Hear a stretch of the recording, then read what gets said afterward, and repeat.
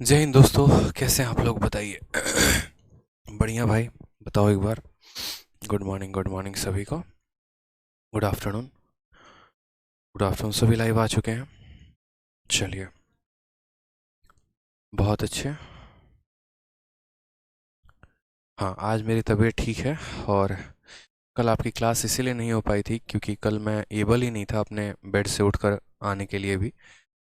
ठीक है। 101 डिग्री के करीब में मुझे फीवर था, बहुत गंदा वाला। और ऐसा पिछले 1 सालों में मेरे साथ इतनी तबीयत ख़राब नहीं हुई जितनी मेरी कल हुई थी। शाम को 7 बजे तो सो के उठा हूँ जब मेरी बुखार टूटी है। पैरासीटामोल की 650 mg की 2 टैबलेट खाने के बाद। ठीक है। आप लोगों का बस जो एक दुआ रहा, जो आशीर्वाद रहा, उस आशीर्वाद की वजह से आज एक दिन के अंदर मैं रिकवर होकर वापस आप लोगों के सामने आ चुका हूँ। ठीक है। बिल्कुल। सुबह से 10-12 ग्लास पानी पी चुका हूँ गर्म। डॉक्टर के दिए गए सजेशन और सुझाव के अकॉर्डिंग, क्योंकि दिल्ली में बहुत वायरल हो रहा है और कोविड जो है बहुत लोगों को लगातार यहाँ शुरू होना हो गया है। जब सुबह मेरे से बस सांस लिया जा रहा था और कुछ नहीं लिया जा रहा था तो मुझे तो लगा भैया हम भी लपेटे में आ गए, यमराज दिखने शुरू हो गए थे। ठीक है, बट लगा कि चलो ठीक है, बच्चों का प्यार है, ऐसे कैसे कुछ हो सकता है, ठीक हो ही जाएंगे। चलिए, बहुत अच्छे। सबसे पहले मैं आप लोगों से ये पूछना चाहूँगा कि किसी बच्चे को पीछे के किसी क्वेश्चन में डाउट है तो वो बताओ पहले। किसी भी क्वेश्चन में डाउट है तो वो बताओ। मैं आपको पहले आपके डाउट्स क्लियर करूंगा, फिर मैं क्वेश्चन नंबर 27 से आगे बढ़ूंगा। पहले अपने डाउट बताओ। किसी भी क्वेश्चन में अगर आपको लग रहा है कि डाउट है तो आप मुझे वो बताइए, फिर उसके बाद मैं आपको आगे क्वेश्चन बताऊंगा। ठीक है। चलिए।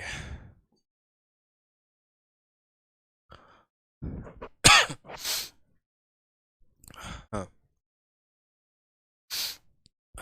लव यू भाई, लव यू सभी को।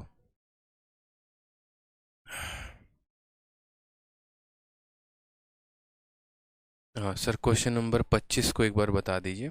ठीक है। क्वेश्चन नंबर 25 एक डाउट आ रहा है, 24 भी डाउट आ रहा है। ठीक है। 24 और 25, 26। ठीक है, कोई डाउट नहीं है। कुछ बच्चे कह रहे हैं सर कोई डाउट नहीं है। 24, 25, 26, 20। ठीक है।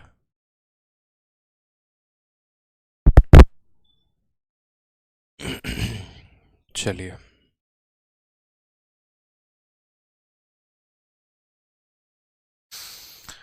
बहुत शानदार। ठीक है, अब आ जाइए यहाँ पर। आज शाम को 6 बजे की क्लास होगी। ठीक है, उसमें कोई परेशानी की बात आप लोगों को नहीं है। आराम से आप लोग की क्लास होगी जो होते रहती है। तो सबसे पहला डाउट आया है क्वेश्चन नंबर 20 में। क्वेश्चन नंबर 20 के डाउट को क्लियर किया जाए। ठीक है। उसके बाद भी अगर किसी मेरे भाई बंधु का डाउट बच जाएगा तो वो ज़रूर बता देना। देखो, यहाँ पर इस सवाल में आपको बोला गया है कि इस संख्या का इकाई अंक बताइए। अब जैसा कि आपको पता है कि किसी भी संख्या का अगर हमें यूनिट डिजिट बताना होता है तो उसके लिए हमें जो आवश्यकता पड़ती है वो उस संख्या के यूनिट डिजिट की पड़ती है और साथ में उसके पावर की पड़ती है। ठीक है। उस संख्या की यूनिट डिजिट की पड़ती है और साथ में उसके पावर को पड़ती है कि उसके पावर को हम क्या करते हैं, 4 से डिवाइड करते हैं। जैसे मान लो कि कल के दिन मैं यहाँ पर लिख दे रहा हूँ 123 हो गया और 123 का पावर मान लीजिए कि 45 हो गया। अब हमें वाकई में अगर इस संख्या का इकाई अंक निकालना है तो क्या हमें इस 123 की पूरी की आवश्यकता है? बिल्कुल भी नहीं। इस 123 में 3 के बाद क्या लगा है हमें इससे कोई फर्क नहीं पड़ता, फर्क सिर्फ 3 से पड़ता है। ठीक है। और उसके बाद अगर हम यहाँ बात करें जो ये पावर दिया गया 45, क्या हमें इस 45 से मतलब है? बिल्कुल भी नहीं। क्यों? क्योंकि किसी भी संख्या की साइक्लिसिटी जो होती है वो 4 की होती है। हर 4 पावर पर कोई भी संख्या अपने आप को रिपीट करता है। तो इस वजह से हम यहाँ पर ये देखेंगे 45 में 45 को 4 से डिवाइड करके कि हमारा रिमाइंडर कितना आ रहा है। 4 से डिवाइड किया तो 4 खत्म हो गया, फिर यहाँ 5 आ गया, फिर 4 से किया तो 4 आ गया और यहाँ 1 बच गया। तो जो रिमाइंडर होता है हम पावर को उतना ही लगा देते हैं, यानी पावर यहाँ कितना आ जाएगा, 1 आ जाएगा। और उस केस में हमारा आंसर क्या हो जाएगा, तो 3 का पावर 1 यानी 3 जो होगा वो हमारा करेक्ट आंसर होगा। यानी यूनिट डिजिट निकालने के लिए कभी भी हमें उस संख्या के यूनिट डिजिट की आवश्यकता पड़ती है और उसके पावर को 4 से भाग करने के बाद जो रिमाइंडर आता है, जो शेषफल आता है, हम उसे लिखते हैं और उसके बाद सॉल्व करते हैं तो हमारा आंसर आ जाता है। सेम तरीके से मेरे भाई यहाँ पर अगर हम बात करें इस सवाल में तो इस सवाल में, पूरे सवाल में हमें क्या दिया गया था, हमें उससे कोई फ़र्क नहीं पड़ता। ये हमें यूनिट डिजिट निकालना है तो पीछे से कोई फ़र्क नहीं पड़ता, सिर्फ हमें फ़र्क पड़ता है तो 9 से। ठीक है, उसके बाद यहाँ पर पावर इतना ज़्यादा दिया गया है। ठीक है, 1 2 3 4 5 6 7 8 9। तो असल में आप आगे चल के नंबर सिस्टम में जब एक डिविजिबिलिटी का नियम पढ़ेंगे, विभाजकता का नियम जब आप पढ़ेंगे, तो जैसे मान लीजिए कि डिविजिबिलिटी हो गया। ठीक है, अब मैं आपको दो तरीके से डिविजिबिलिटी दिखाता हूँ। जैसे मान लीजिए कि 257 है और मुझे इसको जो है वो 4 से भाग करना है। ठीक है, मैं ये पता करना चाहता हूँ कि 257 को अगर हम 4 से भाग करेंगे तो हमारा रिमाइंडर कितना आएगा। तो इस चीज़ को पता करने के लिए दो तरीके हैं। पहला तरीका मेरे पास क्या है,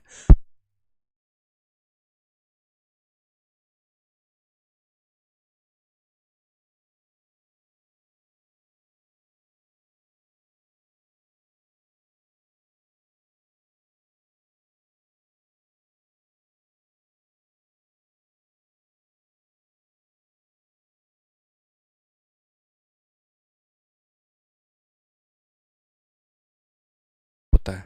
और स्मार्ट तरीका क्या होता है कि कभी भी मेरे भाई किसी भी संख्या का ठीक है, कभी भी मेरे भाई यहाँ पर किसी भी संख्या को अगर आप 4 से भाग कर रहे हैं, जैसे मानिए इस पूरे संख्या को मुझे किससे भाग करना है, 4 से, तो बस इसके आखिरी के दो अंक यानी हम इस 57 को 4 से भाग कर दें। अब हम अगर 57 को 4 से भाग करेंगे तो देखना ज़रा क्या होगा। तो बोलोगे 4 का 1 गुना 4 होगा, यहाँ 1 और 7 आ जाएगा, फिर 4 का 4 गुना 16 होगा और यहाँ रिमाइंडर 1 होगा। तो यहाँ पर भी रिमाइंडर 1 आ रहा है और यहाँ पर भी रिमाइंडर 1 आ रहा है। पूरी संख्या को 7 लेके 4 से भाग किया तो भी रिमाइंडर 1 आया, या सिर्फ आखिरी के दो संख्याओं को 4 से भाग किया तो भी रिमाइंडर 1 आया। ठीक है, तो इसी से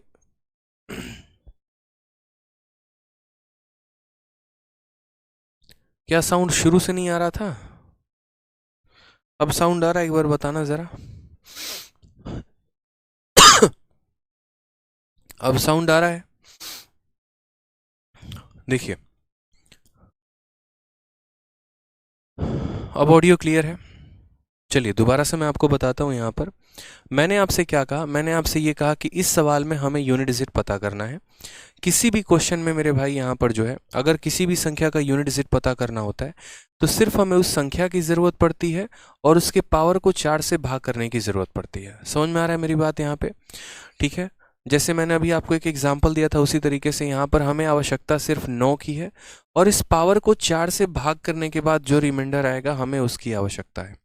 मैंने कहा दुनिया में किसी भी संख्या को अगर आप 4 से भाग करना चाहते हैं, ठीक है, दुनिया में किसी भी संख्या को आप 4 से भाग करना चाहते हैं और उसके बाद आप उसका रिमाइंडर पता करना चाहते हैं, तो दो तरीके हैं।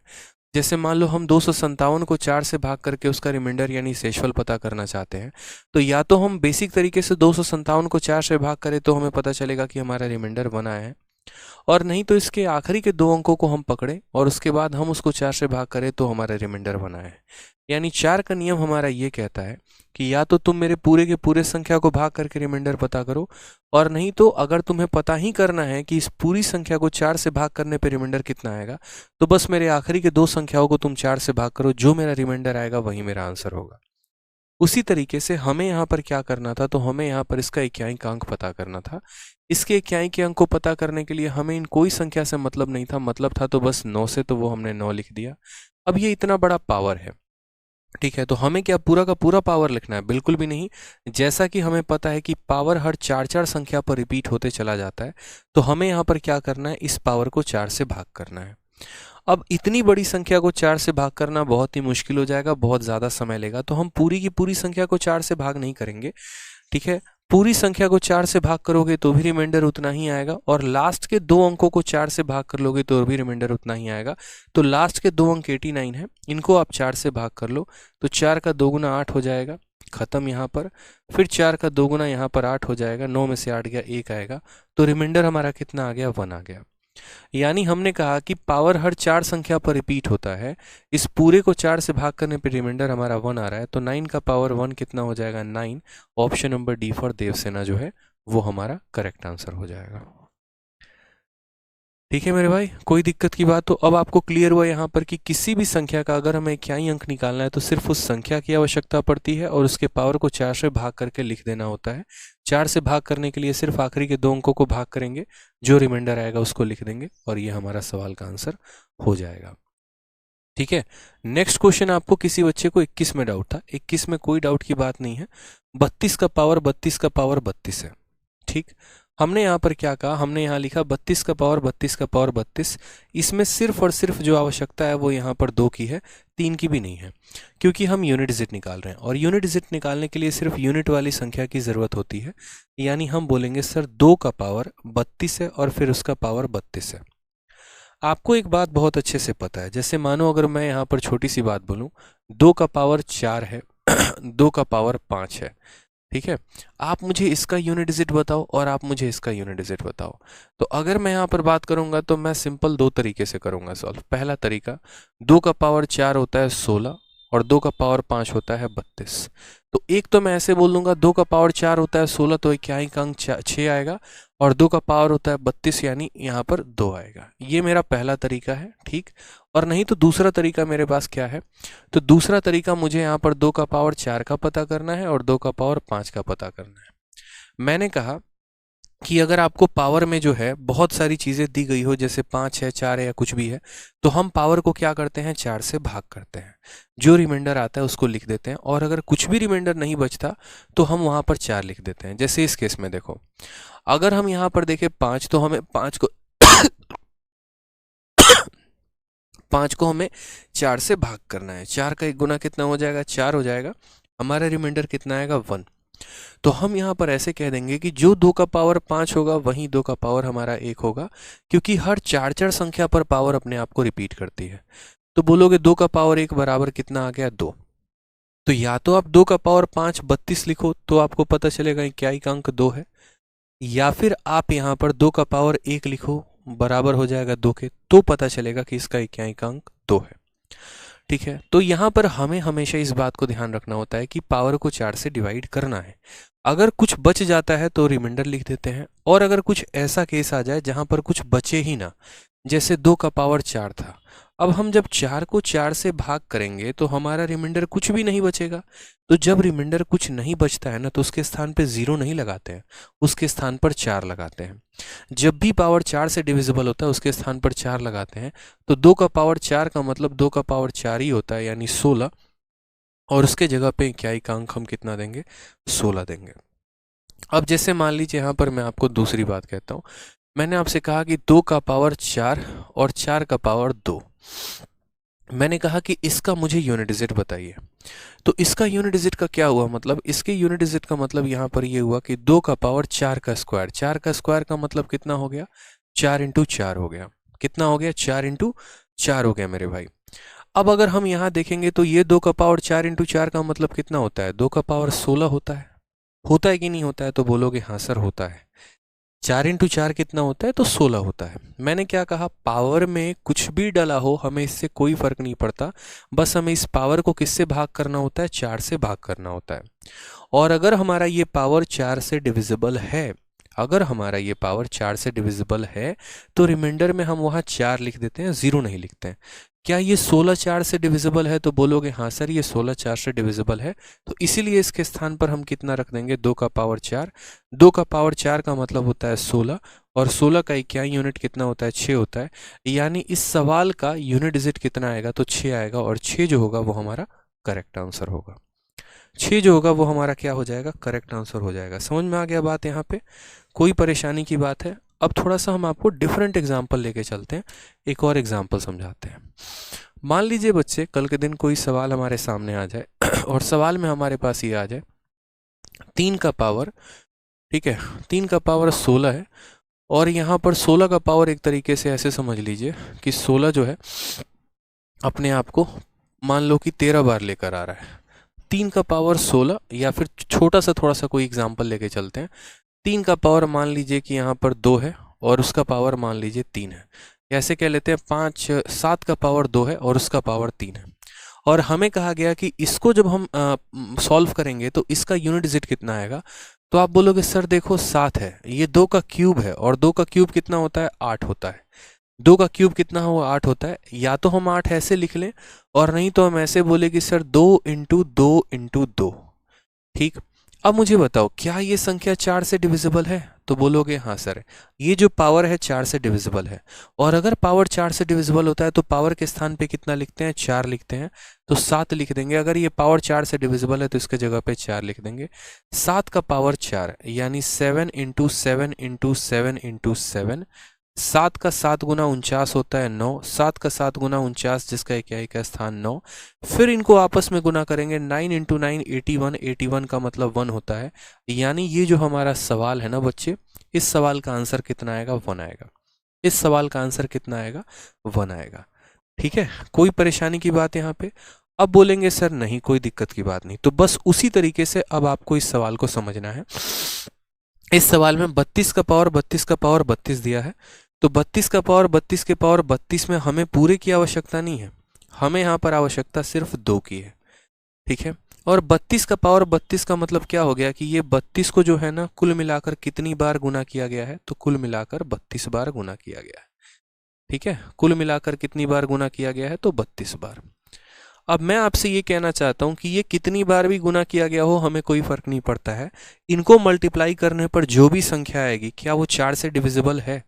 बस मुझे ये बताइए 4 से डिविजिबल है या नहीं है? तो बोलोगे सर इनको मल्टीप्लाई करने पर कुछ भी आए हमें उससे कोई फर्क नहीं पड़ता है, बस ये पावर 4 से डिविजिबल है। तो हाँ सर है।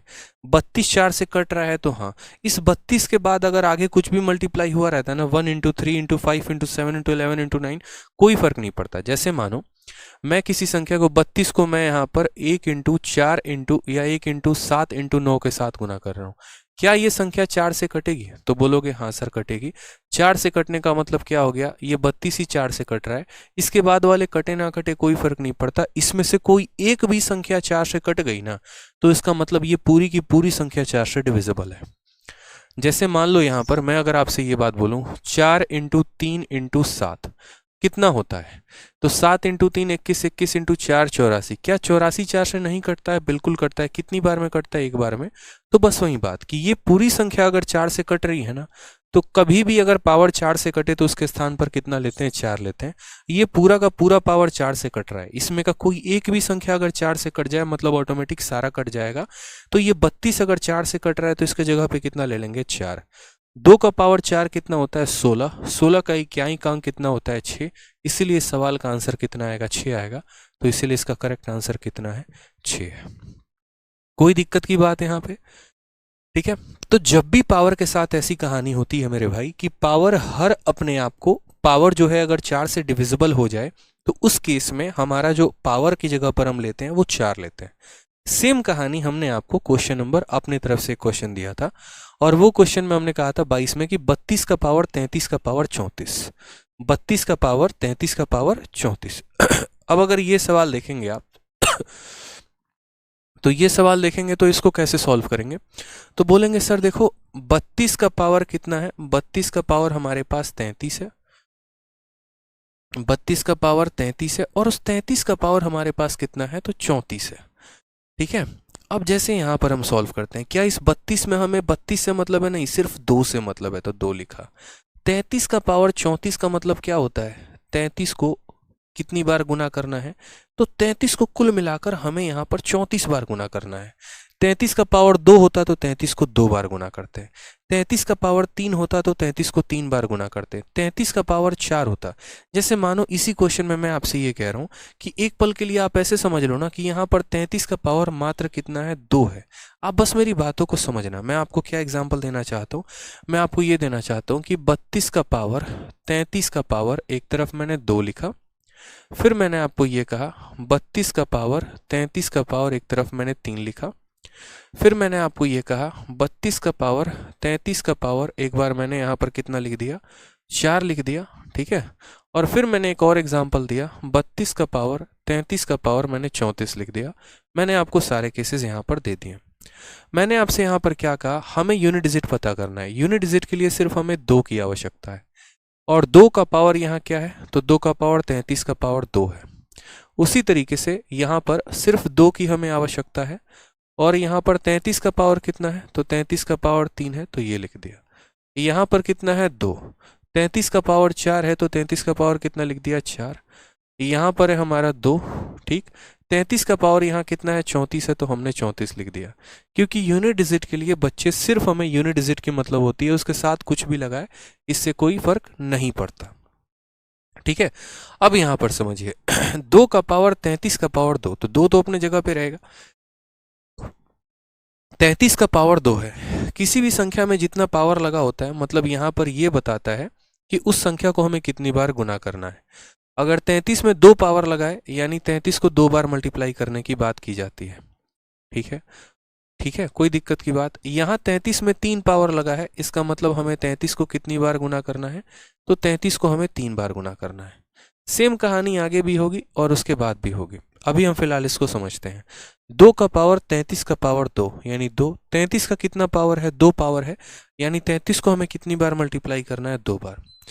आगे चल के जब आप डिविजिबिलिटी पढ़ेंगे ना, तो डिविजिबिलिटी में एक छोटी सी बात सीखेंगे, और डिविजिबिलिटी में क्या सीखेंगे कि जैसे मान लीजिए कि हमें यहाँ गुना करना है 5 × 7 × 3, ठीक है, 5 × 7 × 3, और इसको 4 से डिवाइड करने पे रिमाइंडर कितना आएगा ये हमसे पूछा जाएगा। अब इसको सॉल्व करने के 2 तरीके हैं, ठीक। पहला तरीका क्या होगा, तो पहला तरीका एक जो होशियार बच्चा होता है वो क्या करता है, तो होशियार बच्चा क्या करता है, इसको गुना कर लेता है। 7 × 5 35, और 35 का 3 गुना 105 वो लिख देता है, या ऐसे भी कर लेता है कि 5 × 3 15, 15 का 7 गुना 105। वो 105 को 4 से भाग करता है, वो 105 को 4 से भाग करता है, तो एकदम बेसिक तरीके से वो क्या करता है 105 को ऐसे 4 से भाग करेगा, 4 का 2 गुना 8 आ जाएगा, फिर यहाँ 25 आ जाएगा, 4 का 6 गुना 24 आ जाएगा, और उसका रिमाइंडर 1 आता है। तो बड़ा खुश होकर वो यहाँ पर लिख देता है कि अच्छा इसको अगर हम 4 से भाग करते हैं तो हमारा रिमाइंडर कितना आता है 1 आता है। एक तो ये बेसिक तरीका होता है कि अगर कई सारी संख्या हमारी गुना में दी गई हो और हमें 4 से भाग करके बताना हो, तो हम यहाँ पर क्या करते हैं, तो हम यहाँ पर या तो सबको इकट्ठा एक साथ गुना करते हैं, फिर उसको 4 से भाग करते हैं और तब उसका रिमाइंडर बताते हैं, नहीं तो हमारे पास दूसरा तरीका क्या होता है, तो वो हम आपको दूसरा तरीका बता रहे हैं। दूसरा तरीका हमारे पास ये था कि हमें 5 × 7 × 3 को डिवाइड करना था 4 के साथ। तो हम क्या करते हैं कि इंडिविजुअली हर एक संख्या को भाग करते हैं। हमने आपको कहा कि अगर हम 5 को 4 से भाग करें, रिमाइंडर कितना बचेगा, तो 4 से एक बार में 4 चला जाएगा, रिमाइंडर हमारा 1 बचेगा, तो 1 लिख देंगे। अगर हम 7 को 4 से भाग करते हैं, तो 7 को 4 से भाग करने पे रिमाइंडर हमारा कितना आएगा, तो 7 को 4 से भाग करने पे रिमाइंडर 3 आएगा, क्योंकि 4 एकम 4 होगा, बचेगा हमारे पास 3। फिर उसके बाद अगर हम 3 को 4 से भाग करें तो रिमाइंडर हमारा कितना आ जाएगा, 3 आ जाएगा, यानी हमारा कितना हो जाएगा 9। अब अगर ये 9 4 से बड़ा है ना, तो इसको हम दोबारा 4 से भाग लगाते हैं। अब आप मुझे बताओ 9 को अगर हम 4 से भाग करें तो हमारा रिमाइंडर कितना आएगा, 1 आएगा, तो हमारा आंसर हम क्या देते हैं, 1 देते हैं।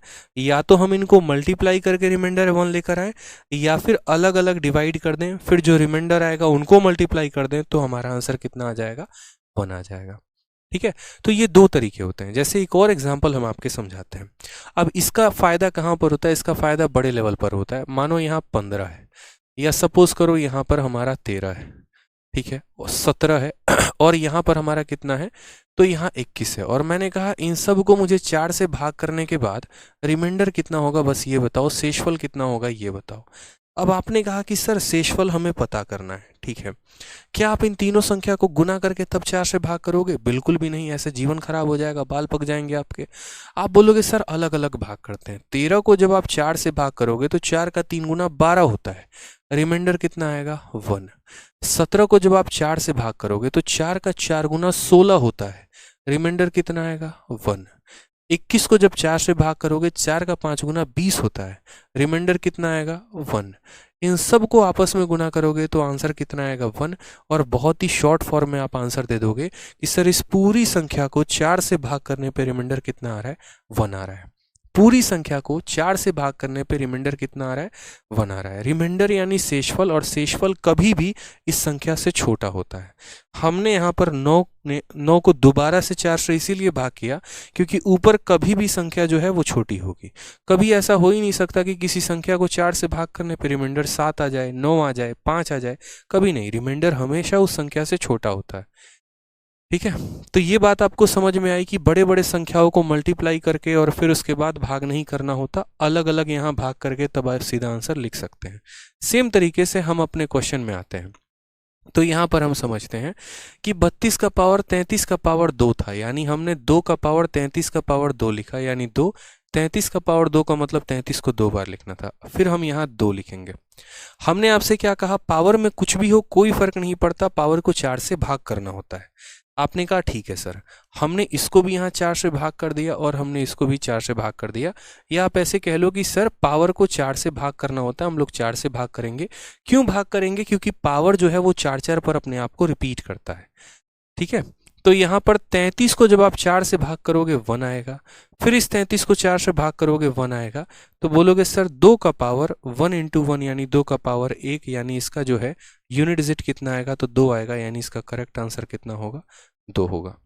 समझ में आ रहा है मेरी भाई यहाँ पे बात? 3/4 का रिमाइंडर 3 कैसे हुआ? खतरनाक बरखा जी, मतलब आप उच्च लेवल की पढ़ाई करके आई हैं। एक बात बताइए, जब आप 3 को 4 से भाग करेंगे तो क्या 3 4 को काट पाएगा? जो 4 है क्या वो 3 को काट पाएगा? नहीं काट पाएगा। तो जब आप 3 को मेरे भाई 4 से भाग करोगे तो पूरा का पूरा रिमाइंडर बच जाएगा ना। जब कोई संख्या जब 3 4 से कटेगी ही नहीं और 3 4 से कम है तो यानी खुद वो जो है वो संख्या रिमाइंडर बन जाती है। ठीक है, तो आ जाइए। अब यहाँ जैसे सवाल था 32 का पावर 33 का पावर 3, यानी 32 में हमें सिर्फ 2 की आवश्यकता है। 33 का पावर 3 होने का मतलब क्या होता है? 33 को 3 बार गुना किया गया है। मैंने वही कहा कि पावर जब 4 से बड़ा हो जाए तो उसको 4 से भाग करते हैं। ये पावर 4 से बड़ा है तो इसको 4 से भाग करो। 4 से भाग करोगे तो 2 लिखोगे, 33 को 4 से भाग करोगे 1 आएगा, फिर 33 को करोगे 1 आएगा, फिर 33 को करोगे 1 आएगा, यानी 1 इंटू 1 इंटू 1 का सिलसिला चलता रहेगा। यानी 2 का पावर 1 होगा और 2 का पावर 1 का इकाई का अंक कितना होता है? तो 2 होता है। इसीलिए इसका सही उत्तर कितना आएगा? 2 आएगा। सेम तरीके से मेरे भाई यहाँ पर बात 2 के पावर 33 का पावर 34 है। 33 के पावर 4 का मतलब क्या हो गया कि 33 को हमें यहाँ पर कितनी बार गुना करना है? तो कुल मिलाकर 4 बार। अब हमने यहाँ से एक कंसेप्ट सीख लिया। हमने यहाँ पर कंसेप्ट क्या सीख लिया कि हमने यहाँ पर देखा कि 33 को 2 बार मल्टीप्लाई करो या 33 को 3 बार मल्टीप्लाई करो, या यहाँ पर 33 को आप कितनी बार भी मल्टीप्लाई करो मेरे भाई, रिमाइंडर हमेशा 4 से भाग करने पे 1 ही आता है। 33 को 4 से भाग करने पे रिमाइंडर 1 आता है और 1 इंटू 1 चाहे 2 बार कर लो, 1 इंटू 1 इंटू 1 चाहे 3 बार कर लो, या फिर यहाँ वापस से इसको जब आप 4 से भाग करोगे तो बोलोगे सर 2 का पावर 1 इंटू 1 इंटू 1 इंटू 1 कितनी बार में मल्टीप्लाई कर लो, आना तो 1 ही है और लास्ट में आंसर आना 2 ही है। तो उसी तरीके से मैंने आपसे क्या कहा? मैंने आपसे ये कहा कि 2 का पावर 33 का पावर 34 है, यानी 2 का पावर 33 और 33 को कितनी बार गुना किया गया है? तो देखो जितनी बार पावर लगा होता है उतनी बार गुना, 2 बार पावर लगाया 2 बार गुना, 3 बार पावर लगाया 3 बार गुना, 4 बार पावर लगाया 4 बार गुना, तो 34 बार पावर लगाया यानी 34 बार गुना। कितनी बार भी गुना कर लोगे क्या फर्क पड़ेगा? नहीं, क्योंकि जब इस पावर को आप 4 से भाग करने जाओगे तो इसके पास भी 1 आएगा, इसके पास भी 1 आएगा, इसके पास भी 1, और सबका 1 इंटू 1 इंटू 1 कितना बना देगा? 2 का पावर 1। तो करेक्ट आंसर कितना हो जाएगा? 2 हो जाएगा। तो इसीलिए इस वाले क्वेश्चन के लिए मैंने आपसे क्या कहा था कि 32 का पावर 33 का पावर 34 है, यानी 2 का पावर 33 और 33 का पावर यहाँ कितना है? तो 34 है। अब हमें ये बात मेरे भाई पता है कि यहाँ पर 32 में हमें किसको लेना है? तो सिर्फ 2 को। जब हम 33 को 4 से डिवाइड करते हैं, इस 33 को 4 से डिवाइड करते हैं तो रिमाइंडर 1 आता है, और 1 का पावर अगर हम 34 लिख दें कोई फर्क नहीं पड़ता, 1 का पावर कितना भी लिख लो 1 ही होता है। तो 2 का पावर 1 यानी आंसर कितना आ जाएगा? 2। ऑप्शन नंबर ए जो था वो करेक्ट आंसर था। कोई दिक्कत की बात यहाँ पे, कोई परेशानी की बात नहीं है। तो ये सारे आपके डाउट थे, मुझे लगता है अब आपके डाउट क्लियर हो गए होंगे। ठीक है, चलिए और भी किसी का कोई डाउट है तो बता दो। एक क्वेश्चन नंबर मेरे भाई 23 में भी बच्चे बता रहे थे कि उनको डाउट है, और 24 में भी। मैं दोनों बता देता हूँ। फैक्टोरियल में भी क्या होता है, फैक्टोरियल की भी कहानी को आप ऐसे समझिएगा। फैक्टोरियल मैंने पूरा डिटेल में आपको पढ़ाया था, और मैंने आपसे ये भी कहा था एक बात कि देखो अगर फैक्टोरियल में कभी भी पावर 4 फैक्टोरियल से बड़ा होना तो हमेशा पावर में कितना ले लेते हैं? 4। क्यों हम ऐसा करते हैं वो समझो। जैसे मानो कि हम फैक्टोरियल्स को लिखना शुरू करते हैं, तो जैसे मानो कि हमने यहाँ पर क्या कहा हमने आपसे यहाँ पर ये कहा कि देखो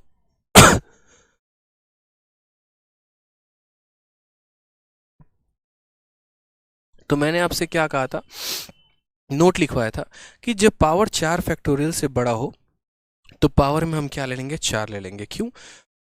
क्योंकि 4 फैक्टोरियल से ऊपर जितनी भी संख्या होती है वो सारे के सारे 4 से डिविजिबल होते हैं। और जब मेरे भाई पावर 4 से डिविजिबल हो जाता है तो उस केस में पावर को हम क्या लिखते हैं, 4। देखो जैसे पावर अगर 4 से डिविजिबल हो गया तो पावर 4 ले लेते हैं, और अगर डिविजिबल नहीं होता है तो हम पावर में क्या लेते हैं, जो रिमाइंडर होता है उसको लिख देते हैं। तो मैंने यहाँ पर कहा ठीक है, हमें इस पूरे संख्या का यूनिट डिजिट बताना है, यानी सिर्फ हमें यहाँ पर 9 से मतलब है, उसके पीछे किसी संख्या से कोई मतलब नहीं। ये पावर देखो, ये पावर में यहाँ पर फैक्टोरियल लगा हुआ है, 9 के बाद क्या है, तो 9 के बाद यहाँ फैक्टोरियल है, ये ऐसे डॉट लगा है। क्या ये फैक्टोरियल 4 फैक्टोरियल से बड़ा है? बिल्कुल। तो जब पावर जो होता है वो 4 फैक्टोरियल से बड़ा होता है तो पावर में हम 4 ले लेते हैं। क्यों? क्योंकि 4 फैक्टोरियल के बाद जैसे मान लीजिए आप 4 फैक्टोरियल लिखते हैं तो इसका मतलब 1 इंटू 2 इंटू 3 इंटू 4 होता है। जब आप 5 फैक्टोरियल लेते हैं तो उसका मतलब 1 इंटू 2 इंटू 3 इंटू 4 इंटू 5 होता है। हमारा 4 से ये भी कट जाता है, और 4 से अगर हम काटेंगे तो ये भी संख्या कट जाती है। इसी वजह से 4 फैक्टोरियल से ऊपर जितनी भी संख्याएं होती हैं वो सारे के सारे 4 से कट जाते हैं। और जब पावर 4 से कट जाता है तो हम वहां कितना लेंगे, तो हम वहां पर 4 लेंगे। ठीक है। अब 9 का पावर 4, 4 क्या है, इवन है। अगर आपको 9 का पावर 4 देखना है तो आप ऐसे समझ लो कि 9 को कितनी बार गुना किया गया है, 4 बार गुना किया गया है। 9 को 9 के साथ गुना करोगे 81 यानी 1 आएगा। 9 को 9 के साथ गुना करोगे 81 यानी 1 आएगा। 1 को 1 के साथ गुना करोगे 1 आएगा, इसीलिए इसका करेक्ट आंसर कितना होगा, तो ऑप्शन नंबर सी होगा। एक बच्चा पूछ रहा है कि अगर पीछे वाले क्वेश्चन में यहाँ पर पावर में अगर 2 या 3 आ जाए तो क्या होगा। एग्जामिनर पागल नहीं है कि आपको इतना भयंकर सवाल देगा, ठीक है, जहाँ पर आपका रिमाइंडर जो है, यहाँ पर एक बच्चे का पूछना है कि सर अगर यहाँ 1 के जगह 2 आ जाए या 3 आ जाए या 4 आ जाए तो कैसे सॉल्व करेंगे। उस केस में बड़ा मुश्किल सा सवाल हो जाएगा आपके लिए, और वैसे सवाल जनरली दिए नहीं जाते हैं। एग्जामिनर को भी ये बात पता है यहाँ पर कि अगर हमने यहाँ 2 दे दिया तो सवाल कितना मुश्किल हो जाएगा। अगर वो 2 देगा तो 2 का पावर 34 यानी 2 को 34 बार गुना करना, फिर वो और हेक्टिक होगा आपके लिए, ठीक है। बट ऐसा होगा नहीं, वो और आप शॉर्ट में उसको और कर पाओगे, उतनी परेशानी की बात नहीं। 2 को 34 बार गुना करने का मतलब 2 को आप जैसे 2 बार गुना करोगे वापस से वो संख्या 4 से डिविजिबल हो जाएगी, और फिर 4 से डिविजिबल हो जाएगी तो उस केस में 2 का पावर 4 लोगे तो आपका 6 आंसर आएगा। ठीक है, कोई दिक्कत की बात है यहाँ पर? अगर मानो 2 का पावर 34 होता तो इसका मतलब क्या करते, तो आप बोलते सर 2 का पावर 34 का मतलब 2 को कितनी बार गुना करते, 34 बार। क्या ये पावर 4 से कट रहा है? बिल्कुल। अगर पावर 4 से कट रहा है तो आप 2 का पावर 4 लेते, 2 का पावर 16 आता और उसका आंसर कितना होता, 6 होता। ठीक है, समझ में आ गया बात यहाँ पे। अब आ जाइए नेक्स्ट क्वेश्चन को हम लोग यहाँ देखते हैं। ये क्वेश्चन नंबर हमारा 24 हो गया। ठीक है, अब 24 पर आ जाइए। 24 भी मेरे भाई यहाँ पर डाउट है, बच्चों का डाउट देख सकते हैं। ठीक है, अब इस सवाल को देखिए, 24 नंबर क्वेश्चन। आज मेरे मन में था कि आप सबके डाउट को पहले क्लियर करूंगा, फिर आगे क्वेश्चंस पढ़ाऊंगा। 973 का पावर इतना फैक्टोरियल, 234 का पावर इतना फैक्टोरियल। मैंने आपसे क्या कहा कि सिर्फ हमें यूनिट डिजिट से मतलब है, यानी 3 से मतलब है। पावर अगर 4 फैक्टोरियल से बड़ा होगा तो पावर में 4 ले लेंगे। उसी तरीके से इस 234 में सिर्फ हमें 4 से मतलब है। पावर हमारा देखो तो ये 973 फैक्टोरियल है, 973 फैक्टोरियल है, और ये 4 फैक्टोरियल से बड़ा है। तो जब पावर 4 फैक्टोरियल से बड़ा होता है तो पावर में हम कितना लेते हैं, तो पावर में हम 4 लेते हैं।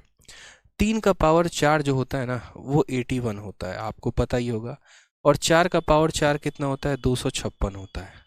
ठीक है, एक तो ये तरीका जिसमें आप 1 को 6 के साथ गुना करोगे तो आंसर आपका 6 आ जाएगा, आप ऐसे कर लो। और नहीं तो आप बोलोगे सर 3 के पावर 4 को 4 के पावर 4 के साथ गुना करना है, तो 3 का पावर 4 कितना होता है, तो 3 इंटू 3 इंटू 3 इंटू 3 हो जाता है। 4 का एक स्पेशल नियम होता है, 4 का पावर अगर ऑड हो गया, एज फॉर एग्जाम्पल 4 का पावर अगर 1 तो आंसर हमारा 4 आता है। लेकिन 4 का पावर अगर इवन हो गया, जैसे 4 का स्क्वायर, तो हमारा रिमाइंडर सॉरी यूनिट डिजिट कितना आता है, जैसे 4 का स्क्वायर हो गया तो उसका यूनिट डिजिट कितना आता है, 6। तो 4 का पावर जब ऑड होता है तो पावर में 4 आता है, और 4 का पावर अगर हमारा इवन हो गया तो यूनिट डिजिट हमारा कितना आता है, तो यूनिट डिजिट 6 आता है। 4 का पावर इवन है तो यूनिट डिजिट कितना आएगा, 6। 3 इंटू 3 9, 3 इंटू 3 9, 9 इंटू 9 81 का 1, और 1 इंटू 6 कितना हो जाएगा, तो 6 हो जाएगा, यानी करेक्ट आंसर कितना आएगा, 6 आएगा। एकदम बेसिक तरीके से, बढ़िया तरीके से सारे क्वेश्चंस आपके क्लियर हो गए। ठीक है, कोई दिक्कत की बात है मेरे भाई यहाँ पर? चलिए नेक्स्ट क्वेश्चन, कोई बच्चा 25 भी बता रहा था। 25 भी सेम तरीके से है, जैसे यहाँ पर हमने 2 लिखा, ये 4 फैक्टोरियल से बड़ा है तो 4 लिख दिया, ये 4 फैक्टोरियल से बड़ा है 4 लिख दिया, 4 फैक्टोरियल से बड़ा है 4 लिख दिया, 4 फैक्टोरियल से बड़ा है 4 लिख दिया। 2 का पावर 4 16 होता है, तो सिर्फ हमने उसका यूनिट डिजिट 6 लिखा है। 4 का पावर अगर इवन हो तो 6 लेते हैं। 8 का पावर 4, 8 को जब 4 बार गुना करोगे तो उसका इक्याई अंक 6 आएगा। 9 का पावर जब इवन होता है तो 1 होता है, सबको जोड़ा 19 आया, और 19 का इक्याई अंक 9 होता है, इसीलिए इसका करेक्ट आंसर कितना बोला, डी बोला। डी जो है वो हमारा करेक्ट आंसर हो जाएगा। अब हमें आगे के क्वेश्चन सॉल्व करने थे, अब हम आगे क्वेश्चंस को देखते हैं। क्वेश्चन नंबर 27 से आगे के सवालों को करते हैं, जिससे हमें काफ़ी मदद मिलने वाली है। ठीक है, एक बच्चा कहता है पावर अगर फ्रैक्शन में आए तो फिर भैया आइंस्टाइन को बुलाना पड़ेगा, फिर वो एसएससी का पेपर ना लेके, ठीक है, वो किसी और का पेपर लेंगे, कैट वैट या कोई और पेपर होगा ना, तो उसके एंट्रेंस के एग्जाम में एक क्वेश्चन दिया जाएगा। ठीक है, फिर हम लोग मैथमेटिक्स ऑनर्स करेंगे बैठ के, फिर उसके बाद एसएससी की तैयारी नहीं करेंगे। आ जाओ। 1 फैक्टोरियल का पावर 1 है। 1 फैक्टोरियल का मतलब क्या होता है? 1 फैक्टोरियल अगर हम लिख रहे हैं, जैसे मानो 1 फैक्टोरियल लिख रहे हैं तो इसका मतलब 1 होता है। अगर हम 2 फैक्टोरियल लिख रहे हैं तो इसका मतलब 1 इंटू 2 होता है। अगर हम 3 फैक्टोरियल लिख रहे हैं तो इसका मतलब क्या होता है, 1 इंटू 2 इंटू 3 होता है। यानी जितना फैक्टोरियल गुना भी वहाँ तक ही किया जाएगा। सेम तरीके से 1 फैक्टोरियल का मतलब हमारा क्या हो गया, 1 हो गया, और 1 का पावर 1। 2 फैक्टोरियल का मतलब क्या हो गया, 1 इंटू 2, और उसका पावर कितना है, 2 है। 3 फैक्टोरियल का मतलब क्या हो गया, तो 1 इंटू 2 इंटू 3, और उसका पावर कितना हो गया, 3 हो गया। 4 फैक्टोरियल का मतलब कितना हो गया, तो 1 इंटू 2 इंटू 3 इंटू 4, और उसका पावर कितना, 4 फैक्टोरियल। इसके बाद हमारा 5 फैक्टोरियल आएगा, 1 इंटू 2 इंटू 3 इंटू 4 इंटू 5, और इसका पावर कितना, 5। आगे हमारी सेम कहानी रिपीट होते चली जाएगी। 1 फैक्टोरियल का मतलब 1 होता है, 1 का पावर 1 1 ही होता है। यहाँ देखोगे तो 2 इंटू 1 2, और 2 का स्क्वायर, यहाँ पर 2 का स्क्वायर लिख देंगे। 3 इंटू 2 6, 6 इंटू 1 हमारा 6 का पावर कितना हो जाएगा, 3 हो जाएगा। यहाँ पर देखोगे तो 4 इंटू 3 12, 12 इंटू 2 24, 24 इंटू 1 24 हो जाएगा, और 24 का पावर हमारा कितना हो जाएगा, 4 हो जाएगा। 5 फैक्टोरियल की वैल्यू, 5 इंटू 4 20, 20 इंटू 3 60, 60 इंटू 2 120, 120 का पावर हमारा 5 फैक्टोरियल हो जाएगा। अब यहीं से आपको इंटरेस्टिंग बात जाननी जरूरी थी, जो मैंने आपको पिछले क्लास में बताई थी, कि जैसे अगर हम 4 फैक्टोरियल लिखते हैं तो इसका मतलब इसके अंदर 1 इंटू 2 इंटू 3 इंटू 4 आ जाता है। अगर हम 5 फैक्टोरियल लिखते हैं तो इसका मतलब 1 2 3 4 5 आ जाता है। अगर हम 6 फैक्टोरियल लिखते हैं तो इसका मतलब 1 into 2 into 3 into 4 into 5 into 6 आ जाता है। मैंने कहा कि जब भी हम 4 फैक्टोरियल से ऊपर लिखते हैं तो उसका यूनिट डिजिट 0 होता है। क्यों? क्योंकि 4 फैक्टोरियल से ऊपर, यानी जब भी हम 5 फैक्टोरियल से आगे कोई भी संख्या लिखते हैं तो उसका इक्याई अंक 0 हो जाता है, इसीलिए क्योंकि उसमें 5 और यहाँ पर एक इवन नंबर आ जाता है। 5 को 2 से गुना करोगे तो 0 आएगा, हमें यूनिट डिजिट से मतलब है। तो इसका जैसे पूरा वैल्यू कितना हो गया, पूरा वैल्यू 120 हो गया, लेकिन उसमें हमें सिर्फ यूनिट से मतलब है, यानी यूनिट डिजिट कितना आया, 0। उसी तरीके से इस संख्या को गुना करेंगे तो हमें क्या मिलेगा, कोई फर्क नहीं पड़ता, लेकिन हमारा इक्याई अंक 5 इंटू 2 0 बनाएगा, और हमें बस इस बात से मतलब है कि 4 फैक्टोरियल से ऊपर कोई भी फैक्टोरियल अगर हम लिखेंगे तो उसका यूनिट डिजिट कितना हो जाएगा, तो उसका यूनिट डिजिट 0 हो जाएगा। तो सेम तरीके से हम यहाँ सवाल को कहेंगे, क्या कहेंगे कि 4 फैक्टोरियल से ऊपर, ठीक है, 4 फैक्टोरियल से ऊपर किसी भी संख्या का इक्याई का अंक कितना होता है, किसी भी संख्या का यूनिट डिजिट 0 होता है। यूनिट डिजिट कितना होता है, तो 4 फैक्टोरियल से ऊपर भी किसी भी संख्या का यूनिट डिजिट 0 होता है मेरे भाई, बड़े प्यार से समझना यहाँ पे। तो उसी तरीके से जैसे ये आपका 4 फैक्टोरियल तक था, अब इसमें देखोगे तो 5 इंटू 2 जीरो बना देगा, 6 फैक्टोरियल भी जीरो बनाएगा, 7 फैक्टोरियल भी जीरो बनाएगा, 8 फैक्टोरियल भी जीरो बनाएगा, 9 फैक्टोरियल भी जीरो बनाएगा। यानी 4 फैक्टोरियल से लेकर आगे 10 फैक्टोरियल तक सबका यूनिट डिजिट कितना रहने वाला है? जीरो रहने वाला है। ठीक है, अब आप बताओ, एक का मतलब एक हो गया, दो का पावर दो 4 होता है, 6 का क्यूब, 6 का दुनिया में कितना भी पावर रख लो, आना तो मेरे भाई 6 ही है। 4 का पावर इवन, 4 का पावर इवन कितना होता है? 6 होता है। उसके बाद 0 का पावर कितना भी रख लो 0, और आगे के सभी संख्याओं का कितना हो जाएगा? 0 हो जाएगा। अब जरा इसको सॉल्व करो तो बोलोगे 6 और 6 12, 12 और 4 16, 16 और 1 17, 17 में हमें यूनिट डिजिट देखना है, यानी कितना होगा? 7। तो इसका करेक्ट आंसर कितना हो जाएगा? तो ऑप्शन नंबर जो सी होगा वो हमारा करेक्ट आंसर होगा। ठीक है, कल से जो टाइमिंग आप लोगों की रहेगी वो टाइमिंग आप लोगों की 12:30 से रहेगी, फिक्स कर दी मैंने। रीज़न मैं बता रहा हूँ क्योंकि मुझे जो है वो 1 घंटे की क्लास बड़ी कम नज़र आ रही है, मुझे लग रहा है कि इसको थोड़ा और बढ़ाना चाहिए। ठीक है, 1 बजे से 2 बजे तक ही मैं क्लास ले पाता हूँ, क्योंकि 2 बजे से किसी और टीचर की इस स्टूडियो में क्लास होती है। तो मैंने थोड़ा टाइम को और पहले करवा दिया। मैंने कहा 1 घंटे तो मैं पढ़ा नहीं सकता, ऐसा फील ही नहीं आता, मज़ा ही नहीं आता कि 1 घंटे में क्या पढ़ाया। कम से कम 1.5 घंटे रहे तो ज़्यादा अच्छा है। तो 12:30 से कल से आपकी टाइमिंग होगी, नोट कर लीजिएगा। दोबारा से मैं बोल रहा हूँ, कोई ये नहीं कहेगा कि हमें इन्फॉर्मेशन नहीं दिया। 12:30 बजे से आपकी क्लास होने वाली है कल से, डेली एडवांस मैथ यानी नंबर सिस्टम की 12:30 बजे से क्लास होगी, फिक्स है। ठीक है, आ जाइए अब नेक्स्ट पॉइंट यहां पर पढ़ते हैं। क्वेश्चन नंबर 28 देखिए, the right most non zero digit of the number. कहा गया संख्या इतना में सबसे दाएं अशून्य संख्या क्या है? सबसे दाएं में अशून्य संख्या क्या है? कहने का मतलब जो राइट में नॉन डिजिट नंबर होगा ना, non zero digit of the number, non zero digit of the number कितना होने वाला है, हमें वो बताओ। ठीक है सर, क्वेश्चन नंबर 10 में बोर्ड मास से सॉल्व नहीं करेंगे क्या? मेरे भैया कौन हो तुम यार, तब से 40 बार कमेंट कर चुके हो क्वेश्चन नंबर 10 में बोर्ड मास, 10 में बोर्ड मास। कहाँ से 10 में थोड़ा बोर्ड मास लग जाएगा, एक बार हम भी देखें।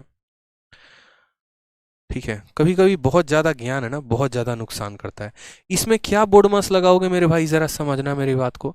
क्या बोर्ड मास लगाओगे जरा एक बार, मतलब पता नहीं कहाँ से पढ़कर आ रहे हो, क्या पढ़कर आ रहे हो, मुझे पता ही नहीं चल रहा।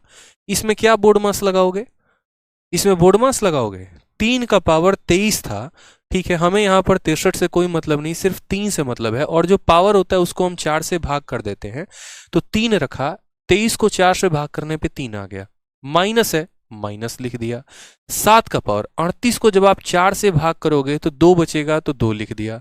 6 का पावर दुनिया में कुछ भी रख लो 6 ही आना है। 3 का क्यूब 27 होता है तो 7 लिखते हैं। 7 का स्क्वायर 49 होता है तो 9 लिखते हैं, क्योंकि यूनिट डिजिट लिखना है, और ये 6 हो गया। क्या बॉडमास में ऐसा, यहाँ पर एक बात बताओ, ये बॉडमास है मानो। अब बॉडमास में यहाँ पर आप कह रहे हो सर पहले ऐड करो सब्ट्रैक्ट करो, कर लो, क्या परेशानी है, लो कर लो। ठीक है, लो तुम पहले ऐड ही कर लो मेरे भाई यहाँ पर आराम से। 7 और 6 कितना होता है? 13 होता है, और 13 में से 9 घटाओ, लो 13 में से 9 घटाओगे तब भी तुम्हारा 4 आएगा। तो क्या 4 नहीं आ रहा है? बताना जरा, गजब हाल करते हो यार तुम यार, मतलब बोर्ड मास लगाएंगे। एडिशन सब्सट्रैक्शन में बोर्ड मास से कोई फर्क पड़ता है? कोई फर्क नहीं पड़ता। एडिशन सब्सट्रैक्शन में बोर्ड मास का भला कहाँ नियम है? मुझे तो लग रहा है कुछ बच्चे यहाँ मैथ्स ऑनर्स करने आए हैं, एसएससी तो निकालना ही नहीं है, कंपटीशन एग्जाम के लिए तो फाइट ही नहीं कर रहे हैं। नहीं, हम तो ऐसा सीखेंगे कि आप हमको मैथ ऑनर्स करा दो इसी में। ठीक है, लगे हाथ एसएससी की भी तैयारी हो जाएगी और मैथ ऑनर्स भी हमारा करवा देना। ठीक है, ताकि हमारा कॉलेज में जो ग्रेजुएशन का पेपर ले रखा है उसमें भी हमारा फायदा हो जाएगा। गजब हाल है यार, मतलब चलो इस सवाल का मतलब समझाओ जरा मुझे। ठीक है, कि इस सवाल में क्या कहा गया है, इस सवाल में क्या कहा गया बताओ जरा। Right most non digit zero, right most non digit कहा गया, क्या होगा इसका आंसर बताइए। ठीक है, और रिवाइज करके आया करो, ऐसे आओगे ना क्लास में बिल्कुल मज़ा नहीं आने वाला है, ना आपको पढ़ने में मज़ा आएगा ना मुझे पढ़ाने में मज़ा आएगा। दिल से बता रहा हूँ मेरे भाई, इसीलिए रिवाइज करके आया करो, फायदे में रहोगे। देखो रिवीजन जितना ज़्यादा अच्छा उतना ज़्यादा आपका फ़ायदा है, मेरा तो कोई फ़ायदा है नहीं ना। ठीक है, सीखना आपको है, हमने तो सीख ली, अपने हिस्से की नौकरी निकाल ली हमने। अब अगर आपको सीखना है तो थोड़ा सा आप ही को मेहनत करना पड़ेगा।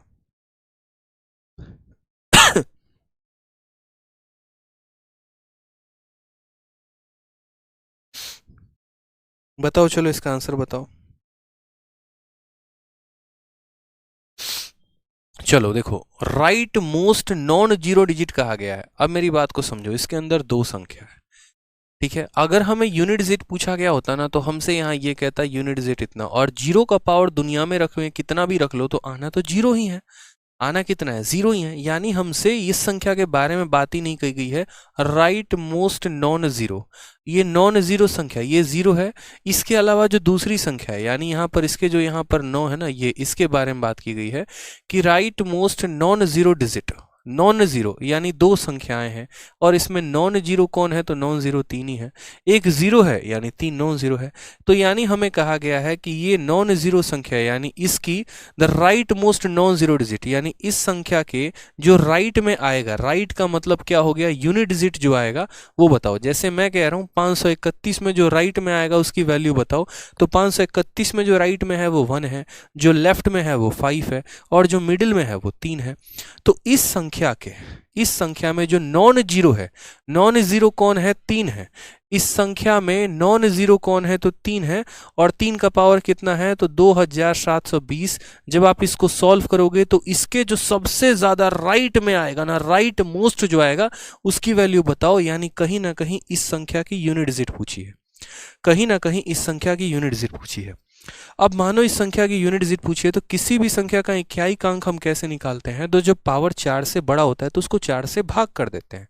हमने कहा 4 से भाग करने के लिए सिर्फ आखिरी के दो अंकों को भाग करो, इस 20 को भाग करो। क्या ये 20 आपका 4 से कट रहा है? तो बोलेंगे हाँ सर। और जब पावर हमारा 4 से कट जाए तो पावर में कितना लेते हैं? 4। और अगर ना कटे तो पावर में जो रिमाइंडर आता है वो लिखते हैं। ये पावर 4 से कट जा रहा है तो पावर में कितना लेंगे? 4। 3 का पावर 4 कितना होता है? 81 होता है, और 81 में इसका यूनिट डिजिट कितना हो गया? 1 हो गया। करेक्ट आंसर कितना आएगा? 1 आएगा बस। तो दो शब्द थे जो आपको यहाँ खिला रहे थे। पहला यहाँ पर राइट मोस्ट शब्द था, और दूसरा नॉन जीरो था। तो नॉन जीरो का मतलब 3 है, और राइट मोस्ट का मतलब जो सॉल्व करने में सबसे राइट में आएगा, यानी जो यूनिट डिजिट होगा उसकी वैल्यू बतानी थी। तो आंसर क्या होता? 3 का पावर 4 यानी 81, यानी यूनिट डिजिट कितना होता? 1 होता। ठीक है। अब उसके बाद नेक्स्ट क्वेश्चन 29 नंबर, बड़ा प्यारा सवाल आपसे क्या कहा गया? Which one of the following can't be the unit digit of a perfect square? दुनिया में जितने भी परफेक्ट स्क्वायर हैं तो उनमें से कौन सी ऐसी संख्या होगी जो उसका यूनिट डिजिट नहीं हो सकती है? तो सबसे पहले यहां पर हम एक छोटी सी बात को समझते हैं, ठीक है। और वो हम क्या समझते हैं? तो वो हम यहाँ ये देखते हैं यूनिट डिजिट के बारे में। पहले तो आप एक बार 1 से लेकर 20 तक के सभी स्क्वायर अपने कॉपी में लिखो, फिर मैं आपको एक जादू दिखाने वाला हूँ। 1 से लेकर 20 तक के सभी स्क्वायर को कॉपी में लिखो।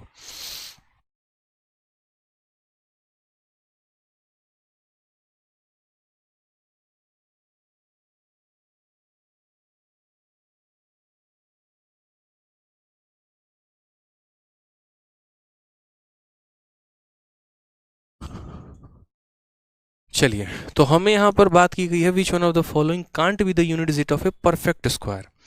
अब अगर हमें परफेक्ट स्क्वायर के बारे में कहा गया तो मैंने आपसे क्या कहा कि आप 1 से लेकर 20 तक के जितने भी परफेक्ट स्क्वायर होते हैं ना, उन सबको एक बार लिखो। क्यों कहा मैंने? बहुत ऐसी चीजें थी जो आपको दिखानी थी, जो शायद आप नंबर सिस्टम में जानते ही नहीं हो, ठीक है। और आज मैं आपको वो जादू दिखा के रहूंगा, ठीक है। आप सबसे पहले यहाँ पर देखिए, तो 1 का स्क्वायर कितना होता है? तो बोलेंगे सर 1 का स्क्वायर 1 होता है। 2 का स्क्वायर कितना? तो 4। मैं सीधा स्क्वायर ही लिख रहा हूँ।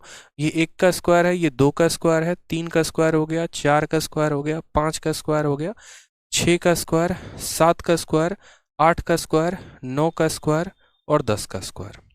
फिर अगर हम बात करते हैं यहाँ पर, तो 11 का स्क्वायर यहाँ लिखो, 12 का स्क्वायर, ये हमारा 13 का स्क्वायर है, ये हमारा 14 का स्क्वायर है, ये हमारा 15 हो गया, ये हमारा 16 हो गया, ठीक है। सॉरी, 16 हमारा हो गया, 17 का स्क्वायर हमारा हो गया, ठीक, 18 का स्क्वायर हमारा हो गया, 19 का स्क्वायर हमारा हो गया, और 20 का स्क्वायर हो गया। आज मैं आपको स्क्वायर से संबंधित दो बातें बताने वाला हूँ। बड़े कान खोल के, बड़े ध्यान से जो है ना, वो यहाँ पर समझिएगा, सुनिएगा बड़े अच्छे तरीके से। और वो बातें क्या क्या हैं? पहली बात, दुनिया में आप किसी भी संख्या का स्क्वायर करते हैं ना, किसी भी संख्या का स्क्वायर करते हैं, तो दो बातें आपको सीखने को मिलती हैं। पॉइंट नंबर 1 कि दुनिया में जब आप किसी भी संख्या का स्क्वायर करेंगे तो उसका यूनिट डिजिट आपके जगह पर क्या क्या मिल सकता है, ठीक, यूनिट डिजिट। और 1 से लेकर 20 नहीं, 1 से लेकर 25 तक करो, 25 में, ठीक है। ये 20 का स्क्वायर हो गया ना, 21 का भी स्क्वायर करो, 21 का स्क्वायर कितना होगा 441, 22 का स्क्वायर 484, 23 का स्क्वायर 529, 24 का स्क्वायर 576 और 25 का स्क्वायर 625। तो दुनिया में आप कोई भी संख्या का जब आप स्क्वायर करते हैं आपको दो बातें जानने को मिलती है। सबसे पहली बात, एक तो होता है यूनिट डिजिट और दूसरा होता है मेरे भाई यहाँ पर जिसको आप ये कह सकते हैं, ठीक है, डिजिटल सम। क्या होता है? डिजिटल सम। दोनों में बड़ा अलग अलग फर्क होता है और दोनों बातें अलग अलग होती हैं। आपने एक बात दुनिया के हर किताब में देख रखी होगी, दूसरी बात आज आपको हम बताने वाले हैं जो आपने शायद आज तक जो है वो कभी नहीं देखा होगा। वो क्या है वो समझो। आपने कहा कि सर 1 से 25 तक का हमें स्क्वायर निकालना है, ठीक है। 1 से 25 तक के स्क्वायर का जरा इक्याई अंक देखो क्या आ रहा है। जैसे मानो मैं कह रहा हूँ 1 से लेकर 9 तक में देखते हैं, ठीक है। 0 1 2 3 4 5 6 7 8 9 क्या क्या संभावनाएं हो सकती हैं अगर हम 1 से लेकर, पहली बात आप ये जान लेना 1 से 25 तक के स्क्वायर को देख रहे हैं, जो 1 से 25 तक के स्क्वायर में आएगा वो दुनिया के आगे हर स्क्वायर के संख्या में वही रिपीट होगा, ठीक है। 26 के स्क्वायर में भी वही ट्रेंड आएगा जो 1 से 25 के स्क्वायर में आता है, इससे कुछ डिफरेंट ट्रेंड कभी नहीं आता। तो पहले हम 1 से 25 तक के स्क्वायर में ही क्यों देख रहे हैं वो मैं आपको बता दे रहा हूँ, ठीक है, ताकि आपके मन में कंफ्यूजन ना रहे। जो 1 से 25 के स्क्वायर में ट्रेंड फॉलो होता है, 25 के बाद दुनिया में कितनी भी असंख्य संख्याएं ले लो सब में वही ट्रेंड फॉलो होता है। तो 1 से 25 में जो नियम लागू होगा वो 25 से बाद सभी में वही नियम लागू होने वाला है।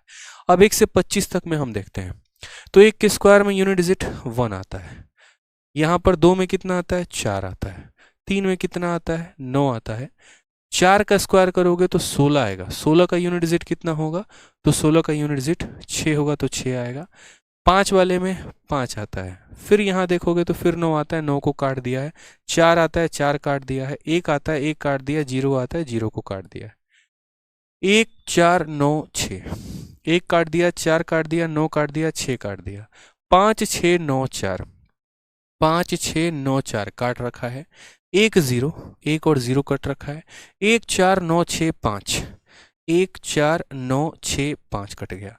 यानी मेरे कहने का मतलब है यहाँ पर कि अगर हम दुनिया में किसी भी संख्या का स्क्वायर करते हैं तो उसका यूनिट डिजिट 0 1 4 5 6 9 होता है। क्या नहीं हो सकता है? तो क्या नहीं हो सकता है तो वो देखो, 2 नहीं हो सकता है, 3 नहीं हो सकता है, 7 नहीं हो सकता है, 8 नहीं हो सकता है। यानी दुनिया में कभी भी यहाँ पर किसी भी संख्या का अगर निकालते हैं स्क्वायर तो उसका यूनिट डिजिट क्या नहीं हो सकता है, 2 3 7 और 8 ये नहीं हो सकते हैं। बोलोगे इसको सीखने का फायदा क्या है? इसको सीखने का फायदा यहाँ पर यह है कि एक सवाल जो पिछले 3 सालों में CHSL CGL अलग अलग परीक्षाओं में आया वो यहाँ पर यह आया कि हमारे पास 4 ऑप्शन दिए गए थे और 4 ऑप्शन में हमारे पास ऐसा कहा गया था कि ये संख्या है 4917, दूसरा ऑप्शन है हमारे पास यहाँ पर 23612, तीसरा ऑप्शन है हमारे पास, ठीक है, 23313, ठीक है, और चौथा ऑप्शन है मेरे पास, मान लो यहाँ पर सपोज करो, ठीक है, यहाँ पर मैं आपको बोलता हूँ 1225। और मैंने कहा इन 4 संख्याओं में कौन सी संख्या जो है वो परफेक्ट स्क्वायर है और बाकी कौन सी संख्या ऐसी है जो परफेक्ट स्क्वायर नहीं है। आपने कहा सर देखो परफेक्ट स्क्वायर का एक नियम होता है, दुनिया का कोई भी स्क्वायर होगा ना उसके यूनिट डिजिट पर 2378 नहीं आता है, उसके यूनिट डिजिट पर 2378 नहीं आता। यानी अगर वो परफेक्ट स्क्वायर है तो उसके यूनिट यानी उसके इक्याई के अंक पर 2 3 7 और 8 नहीं आएगा। इसके इक्याई के स्थान पर 7 आ रहा है तो ये परफेक्ट स्क्वायर जिंदगी में कभी नहीं हो सकता। इसके इक्याई के स्थान पर हमारा 2 आ रहा है यानी ये परफेक्ट स्क्वायर कभी नहीं हो सकता। इसके इक्याई के स्थान पर 3 आ रहा है यानी ये परफेक्ट स्क्वायर कभी नहीं हो सकता। इसके इक्याई के स्थान पर ना 2 है ना 3 है ना 7 है ना 8 है यानी ये हो सकता है। समझ में आ गया? तो ये फायदा होता है हमें यहाँ पर इस बात को जानने का कि दुनिया के किसी भी संख्या का अगर हम स्क्वायर करते हैं तो उसके यूनिट के डिजिट पर क्या क्या नहीं आ सकता है। तो उसके यूनिट्स के डिजिट पर 2 3 7 और 8 नहीं आ सकता है, 2 3 7 और 8 नहीं आ सकता है। इसके अलावा कोई भी संख्या उठा लो वो आ सकता है।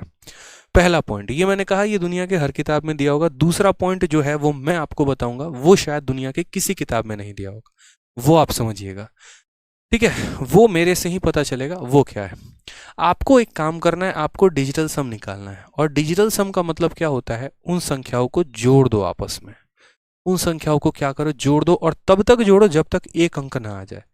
जैसे यहाँ पर 1 को जोड़ोगे 1 ही मिलेगा, 4 को जोड़ोगे 4 ही मिलेगा, 9 को तो है 9 ही मिलेगा, 6 + 1 7, 5 2 7, 6 3 9, 9 4 13 होता है, और फिर 13 को आपस में जोड़ोगे तो 3 और 1 कितना आ जाएगा, 4, 6 + 4 10, 10 का मतलब 0 नहीं, 10 को अगर आप आपस में जोड़ोगे तो 1 + 0 यानी 1 हो जाएगा, इसीलिए 6 4 10 का मतलब 1, 8 और 1 का मतलब 9, 1 + 0 यानी 1 हो जाएगा, 2 1 3 1 4, 4 4 8 1 9, 9 6 15 और 1 16, 16 को आपस में जोड़ोगे 7।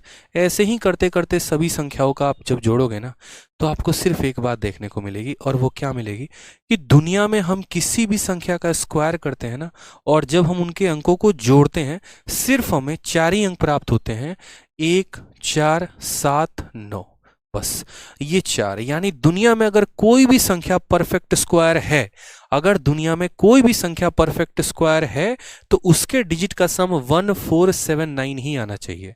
यानी दुनिया में अगर कोई भी संख्या परफेक्ट स्क्वायर है तो उसका डिजिट का सम 1479 आएगा, इसके अलावा कोई दूसरा केस संभव ही नहीं है। इसके अलावा दूसरा केस जो है वो संभव ही नहीं है। दुनिया का कोई भी परफेक्ट स्क्वायर आप उठा लो, उसके डिजिट का सम 1479 ही होगा। अब देखो यहाँ पर क्वेश्चन सीपीयू में कैसे पूछा गया था। सीपीयू में मेरे भाई ये क्वेश्चन आपसे पूछा गया था ठीक है, और क्वेश्चन क्या पूछा गया था, ठीक है, क्वेश्चन आपको ये पूछा गया था 1 2 3 5 सपोज करो यहाँ पर, ठीक है। ये आपका ऑप्शन नंबर ए था। ऑप्शन नंबर बी क्या था, तो ऑप्शन नंबर यहाँ पर बी था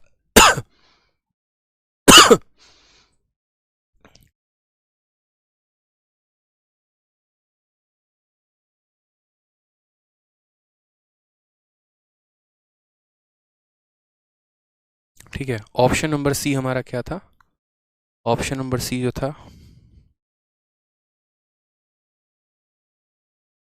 ठीक है, और ऑप्शन नंबर डी हमारा यहाँ ये था, ऑप्शन नंबर डी जो था वो हमारा था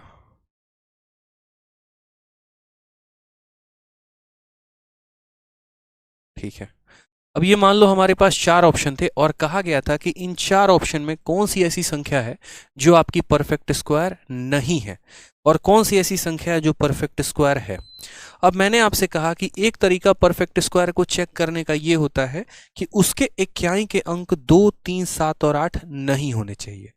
आपने कहा सर इसमें कोई भी ऐसी संख्या नहीं है जिसके इक्याई का अंक 2 3 7 8 हो, ना इसका 2 3 7 8 है, ना इसका 2 3 7 8 है, ना इसका 2 3 7 8 है, ना इसका 2 3 7 8 है, फिर हम चेक कैसे करें।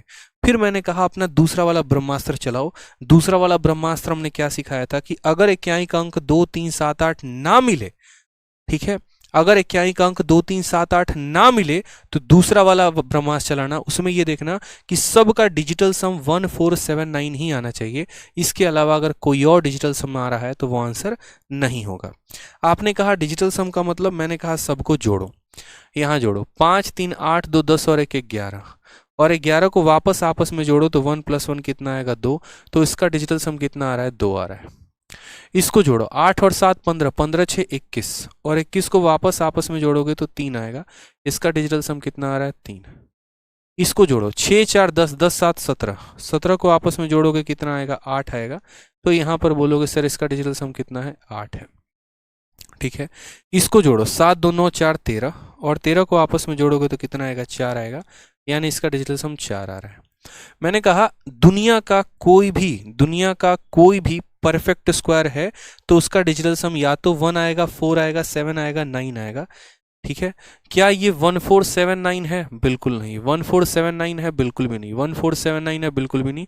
1479 है? बिल्कुल 4 है, यानी यही परफेक्ट स्क्वायर होगा। यानी ऑप्शन नंबर डी जो है वो परफेक्ट स्क्वायर है, और इसके अलावा ऊपर दिए गए कोई भी संख्या जो है वो परफेक्ट स्क्वायर नहीं है। तो दुनिया की कोई भी संख्या अगर परफेक्ट स्क्वायर हो तो उसके अंदर 2 गुण होते हैं। पहला गुण तो यहाँ पर ये होता है कि उसका यूनिट डिजिट 2 3 7 8 नहीं हो सकता, और दूसरा गुण ये होता है 1479 उसके डिजिट का सम होता है, ठीक है। ये 2 बातें आपको ध्यान रखनी है। तो उसी तरीके से यहां पर कहा गया which one of the following can't be the unit digit of a perfect square. इनमें से कौन सी ऐसी संख्या है जो यहाँ पर एक परफेक्ट स्क्वायर का यूनिट डिजिट नहीं है। ठीक है, तो किसी भी परफेक्ट स्क्वायर का यूनिट डिजिट क्या नहीं हो सकता है, तो 2, 3, 7 और 8 नहीं हो सकता है, यानी 8 जो है वो नहीं हो सकता है, बाकी सारे यहाँ पर उसके इक्याई के अंक हो सकते हैं। ठीक है मेरे भाई, 2 पॉइंट सीखा आपने, कोई दिक्कत की बात यहाँ पर, कोई परेशानी की बात। डिजिटल सम 1479 आएगा और यूनिट डिजिट 2378 नहीं होगा। क्लियर हो गया ये बात यहाँ पे। अब आ जाइए नेक्स्ट क्वेश्चन, हमसे यहाँ पर कहा गया कि हमें इस संख्या का यूनिट डिजिट पता करना है। हमने कहा यार इतना आसान क्वेश्चन, हमारे बच्चे इसको हवा में उड़ा के फेंक देंगे। कैसे फेंकेंगे अभी देखो, यहाँ पर उनसे कहा गया है 137, उसका पावर कितना है 13, और उसके बाद इसके बाहर कितना लगाया गया है, तो 47 रखा गया है, यानी हमने कहा 137 है। ठीक है, ये 13 है, ब्रैकेट को हटाते मल्टीप्लाई आ जाता है। मैंने कहा था ना कि 2 फर्क होता है, 2 का पावर 3 का पावर 4 में, और फिर 2 का पावर 3 का पावर यहाँ 4 में। अगर हम ऐसे लिखते हैं तो इसका मतलब क्या होता है, 3 का पावर 4 का मतलब 3 को कितनी बार गुना करना है, 3 को 4 बार गुना करना है। और अगर हम ऐसे लिखते हैं तो इसका मतलब क्या होता है कि 3 और 4 को आपस में गुना कर देना है। इसका मतलब क्या होता है, 3 इंटू 3 9, 9 इंटू 3 27, 27 इंटू 3 81 होता है। और इसका मतलब क्या होता है, तो इसका मतलब 2 का पावर 4 इंटू 3 12 होता है। ठीक है, तो यहाँ पर 81 आ रहा है और यहाँ पर 12 आ रहा है, दोनों में बहुत फर्क है। मेरी बात को समझे यहाँ पर आप।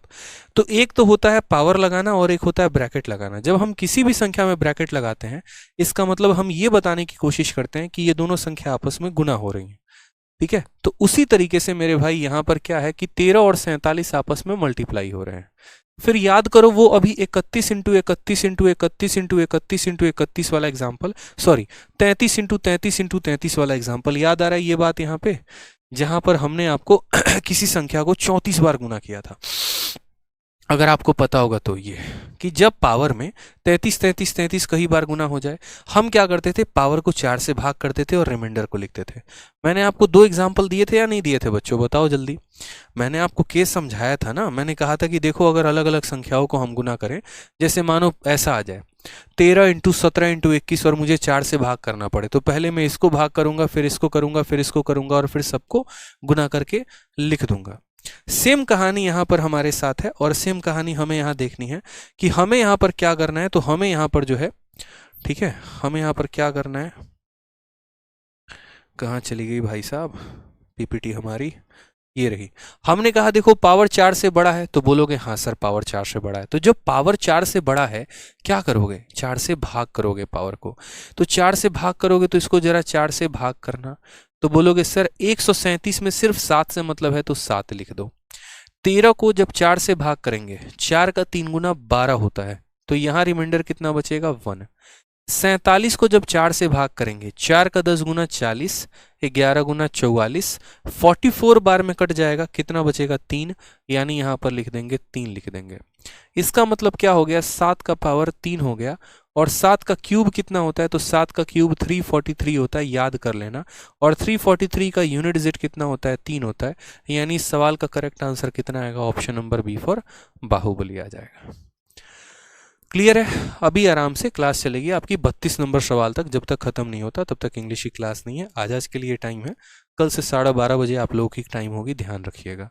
तो हमने यहाँ पर कहा इसका पावर इतना का पावर इतना, यानी 137 का पावर 13 इंटू 44। पावर जब भी 4 से बड़ा होगा 4 से भाग लगाएंगे, 4 का 3 गुना 1 आ गया, 44 कटा 3 आ गया, पावर 3 यानी 343 पूछा गया है। 3 इज द करेक्ट आंसर। ठीक है, आ जाइए नेक्स्ट क्वेश्चन देखते हैं। हमसे यहाँ पर 31 नंबर सवाल में क्या कहा है, ये क्वेश्चन आपके सीडीएस का है और सीडीएस में आपका पूछा गया था। सवाल में कहा है कि 433 इंटू, ये गुना का साइन है ध्यान रखना, 433 इंटू 456 इंटू 443 एन का इक्याई का अंक n+2 है, तो n का मान क्या होगा। जब भी ऐसे सवाल आए ना, मैं स्पेशली कहता हूं कि सीडीएस में जितने भी क्वेश्चन आते हैं वो सभी के सभी क्वेश्चन ऑप्शन से बनाने लायक होते हैं। वैसे सवालों में हमें क्या करना होता है, ऑप्शन का सहारा लेना होता है। ठीक है, तो जैसे मान लीजिए कि यहाँ पर ये सवाल था और सवाल में हमें क्या दिया गया था कि 433 है, इसको गुना किया गया, ये स्टार नहीं गुना है, इंटू 456 है, इंटू यहाँ पर 4 3 और n है, और इन सब को गुना करने पे हमारा जो यूनिट डिजिट आया है वो हमारा यूनिट डिजिट कितना है मेरे भाई, तो वो हमारा यूनिट डिजिट जो है वो n+2 आया है। कितना है n+2, तो हमसे बोला गया है n का मान कितना होगा। हमने कहा देखो n का मान बताना ऑप्शन से ही उठा लो, क्योंकि कभी भी कोई भी सवाल सॉल्व करना होता है ना यहाँ पर, जब भी ऐसे दिए गए हों तो उसमें ऑप्शन यूज किया करो। खुद से पता करोगे 10 के 10 संख्याएं चेक करनी पड़ेंगी, ऑप्शन से पता करोगे सिर्फ इन 4 ऑप्शंस को ही चेक करना होगा, तो ये ज़्यादा फायदा है। हमने कहा देखो यहाँ पर इसमें यूनिट डिजिट सिर्फ 3 से मतलब है तो हमने 3 लिख दिया, इसमें यूनिट डिजिट 6 से मतलब है तो हमने 6 लिख दिया, इसमें यूनिट डिजिट सिर्फ n से मतलब है तो हमने n लिख दिया। यानी 3 इंटू 6 इंटू n बराबर आना चाहिए किसके, तो बराबर आना चाहिए हमारे n+2 के। बराबर आना चाहिए किसके, n, क्योंकि यूनिट डिजिट का मतलब इसका पहला स्थान, इसका पहला स्थान, इसका पहला स्थान, और यहाँ पर n+2। अब हम यहाँ ऑप्शन उठाएंगे और ऑप्शन को चेक करेंगे। पहला ऑप्शन हमारे पास कितना है बताओ, तो पहला ऑप्शन 1 है। ठीक है, पहला ऑप्शन कितना 1 है। इसको थोड़ा और आसान किया जा सकता है। 3 इंटू 6 कितना होता है, तो 3 इंटू 6 हमारा 18 होता है। 3 इंटू 6 18, 18 का मतलब 8। 8 को n से गुना करने पर n+2 आना चाहिए। अब आप ऑप्शन लगा लो, आप और शॉर्ट करके लेके आ गए। पहले आपने यहाँ पर ये कहा 3 इंटू 6 18 का 8, ठीक है, और इंटू n, यानी 8 इंटू n बराबर n+2। अब ऑप्शन लगाओ, ऑप्शन के जगह पे 1 रखो, तो 8 इंटू 1 हमारा कितना हो जाएगा 8, और यहाँ पर 1+2 कितना हो जाएगा 3। क्या ये दोनों बराबर है, बिल्कुल भी नहीं, यानी ये ऑप्शन तो नहीं होगा। दूसरा देखते हैं, 3 रखते हैं। 8 इंटू 3 24 का कितना आ जाएगा 4 आ जाएगा, और 3 + 2 कितना हो जाएगा 5। क्या 4 और 5 बराबर हैं, बिल्कुल भी नहीं, यानी ये नहीं ऑप्शन नहीं होगा। ठीक है, अब जैसे मानो यहाँ पर लास्ट वाला चेक करते हैं, 6 चेक करते हैं। मैंने कहा देखो 8 इंटू 6, तो 8 इंटू 6 48 होता है, 48 का मतलब 8 होता है, और 6 + 2 कितना होता है 8 होता है, यानी ये सेटिस्फाई कर रहा है। तो कौन सा ऑप्शन होगा, option number D for Dilwale Dulhania ले जाएंगे इज द करेक्ट आंसर हो जाएगा। तो समझ गए बात को आप यहाँ पर कि कैसे हमारा यूनिट डिजिट वाला ये क्वेश्चन को हमने ऑप्शन के इस्तेमाल से सॉल्व किया। बहुत ही सिंपल था, बहुत ही आसान था। इनको सॉल्व किया, इनका यूनिट डिजिट इतना है, इतना है, इतना, और कुछ क्वेश्चन में हमें ऑप्शन का सहारा लेना पड़ता है, हमने वो भी लिया। ठीक है, चलिए लास्ट क्वेश्चन है जो आपके एक्सप्रेशन का है, और यहाँ पर बहुत ही आसान क्वेश्चन है। देखिए इस क्वेश्चन में हमें इतना बड़ा लंबा चौड़ा भाषण दिया है, find the unit digit of the expression इतना। मैंने कहा ठीक है, देखकर बच्चा डरा होगा, सोचा होगा सबसे अंतिम में रखे हैं तो पक्का सबसे टफेस्ट क्वेश्चन होगा। ठीक है, बट मेरे भाई यहाँ पर उसकी आवश्यकता ही नहीं है। बोलिए क्यों? आपको छोटी सी बात देखनी थी, सारा खेल नजरों का होता है, नजर सही बस, सावधानी हटी दुर्घटना घटी, सावधानी बनाए रखिए काम खत्म। आप बोलेंगे सर देखो यहाँ पर यूनिट डिजिट में हमने एक बात सीखी थी, और हमने क्या सीखा था कि जैसे कल के दिन अगर ऐसा आ जाए 1 इंटू 3 इंटू 4 इंटू 5 इंटू, ठीक है, 5 इंटू 6 इंटू 7, कुछ भी आ जाए ना, तो इस सभी संख्याओं का यूनिट डिजिट 0 होता है। क्यों? क्योंकि यहाँ पर 1 2 और 1 5 मिलकर कितना बना देते हैं, 0 बना देते हैं बस। ठीक है, अब यहाँ पर देखो तो आप 6 का कितना भी पावर रख लोगे तो आपको क्या मिलेगा, 6 मिलेगा, और 5 का कितना भी पावर रख लोगे तो क्या मिलेगा, 5 मिलेगा, और 5 into any even number unit digit पर हमेशा 0 देगा। ऑप्शन नंबर सी जो है वो करेक्ट आंसर है, बात खत्म। मैंने कहा ना 6 का कितना भी पावर रख लो, कितना भी, 0 1 5 और 6, ये 4 संख्याएं ऐसी होती हैं ना जिनका पावर कुछ भी रख लो आना तो वही है, क्योंकि ये बदमाश होते हैं, ये अपने आप को बदलते ही नहीं। 0 1 5 6, आप इनका कितना भी पावर रख लो आना कितना है वही है, 0 आना है, 1 आना है, 5 आना है, 6 आना है। तो यहाँ पर 5 का कितना भी रख लो 5 आएगा, 6 का कितना भी रख लो 6 आएगा, 5 को किसी भी इवन के साथ गुना करने पे यूनिट डिजिट 0 आएगा, और 0 को किसी से भी गुना कर दो अपने आप के साथ 0 बना देगा। यानी इसका करेक्ट आंसर कितना होगा, तो 0 होगा। 0 इज द करेक्ट आंसर। ठीक है, तो मजा आया बताओ यहाँ पर यूनिट डिजिट पढ़ के? हमारे तरफ से यूनिट डिजिट हो गया पूरा का पूरा समाप्त। इतना ही आपके सिलेबस में आपको यूनिट डिजिट के बारे में जानना था। एसएससी अगले 10 सालों तक जहाँ से क्वेश्चन बना सकती है, हमने वहाँ तक के क्वेश्चन आपको पढ़ा दिए हैं। फैक्टोरियल हो गया, आपको पावर हो गया, आपको एक तरीके से पावर का पावर हो गया, हर तरह के क्वेश्चन जहाँ तक वो पहुँच सकती है। और ना सिर्फ एसएससी बल्कि कोई भी स्टेट एग्जाम हो गया, सेंट्रल एग्जाम हो गया, जहाँ तक 21 अंक के सवाल आ सकते हैं वहाँ तक हमने आपको करवा दिया। ठीक है, तो इससे बाहर कुछ भी नहीं है। अब जो नेक्स्ट टॉपिक होगा वो हमारा नंबर ऑफ ज़ीरोज़ होगा। तो मुझे उम्मीद है कि आपको जो है एडवांस मैथ मज़ा आ रहा होगा काफ़ी शानदार तरीके से। ठीक है, आप क्लासेस को एंजॉय कर रहे होंगे बहुत बढ़िया तरीके से। एक बार जो चीज़ें थोड़ा सा आपको कम लगा होगा रिवाइज कर लीजिएगा। ठीक है, चलिए इसी तरीके से एक एक टॉपिक हम एडवांस मैथ में ख़त्म करने वाले हैं। ना सिर्फ यूनिट डिजिट बल्कि नंबर सिस्टम भी बहुत बेहतरीन तरीके से ख़त्म होगा। फिर HCF LCM होगा, फिर इसी तरीके से और भी टॉपिक्स होंगे। ठीक है, तो बढ़िया से पढ़ते रहिए, एंजॉय करिए। मिलते हैं नेक्स्ट सेशन में। कल से टाइमिंग 12:30 की है। सारे के सारे लाइव रहना है यहाँ पर, सारे के सारे लाइव रहना बस। ठीक है, लाइव रहना है, सीखना है। जो मज़ा लाइव में है बाद में रिकॉर्डिंग देखने में नहीं है। ठीक है।